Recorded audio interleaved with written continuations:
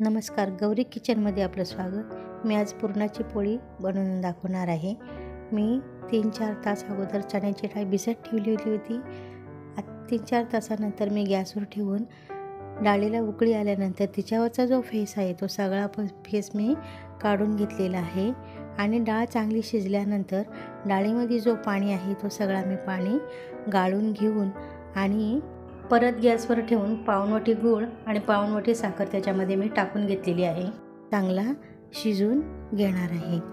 शिजल्यानंतर हे बघा चांगलं मिक्स झाल्यानंतर हे बघा कसं त्याला थोडं पाणी सुटतं आणि पाणी नंतर आटून जातं आणि ते थोडं गरम असतानाच थोडं घेऊन चाळणीमध्ये असं दाबून ती सगळं वाटून काढायचं आहे। वाटल्यानंतर जायफळची पूड तयार केलेली आहे, मी बारीक केलेला आहे जायफळ, तो त्यामध्ये टाकला, तूप टाकला, मीठ टाकलेलं आहे आणि ते मिश्रण डाळीचं तयार झालेलं आहे।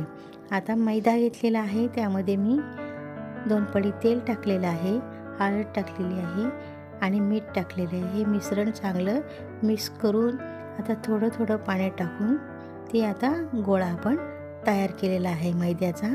अर्धा तास झाकून ठेवल्यानंतर आता आपण छोटे गोळे करून त्यामध्ये पुरण करून असे गोळे आपण तयार करून घेऊया। सगळे गोळे असे त्यामध्ये थोडा मैद्याचा गोळा घेऊन त्यामध्ये घेऊन असे गोळे तयार करून ठेवलेले आहेत। आता आपण हे लाटून घेऊया, एक करून संपूर्ण पुरणपोळी आता आपण लाटून घेऊ। हे बघा कशी छानपैकी लाटली जाते आहे, पोळीपाटाला आणि लाटण्याला चिटकत सुद्धा नाही।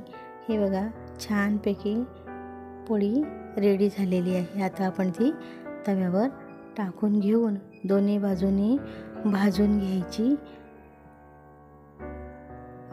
दोन्ही बाजूनी भाजून घेतल्यानंतर तिला चांगलं तूप लावून घेऊया। असं करून सगळ्या पोळ्या आपण लाटून घेऊया, दोन्ही बाजूनी तूप लावून घेऊ। हे बघा छानपैकी तयार झालेली आहे पुरणपोळी। आता ती आपण काढून घेऊ। असं करून सगळ्या पुरणपोळ्या लाटून घेऊया। छान पुरणपोळ्या तयार